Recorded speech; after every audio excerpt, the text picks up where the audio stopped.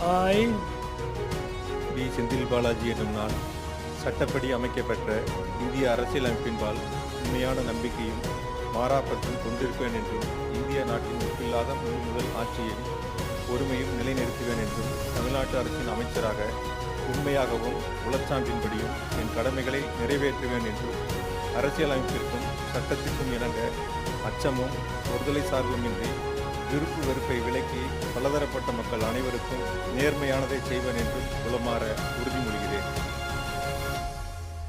I, V. Senthil Balaji எனும் நான் தமிழ்நாட்டு அரசின் அமைச்சர் என்ற முறையில் எனது கவனத்திற்குள்ளாவதும் தெரிய வருவதுமான எந்த பொருளையும் அமைச்சரின் கடமைகளை உரியவாறு நிறைவேற்ற தேவையான அளவுக்கன்றி ஒருவரிடமோ பலரிடமோ நேர்முகமாகவோ மறைமுகமாகவோ அறிவிக்கவோ வெளிப்படுத்தவோ மாட்டேன் என்று உளமாற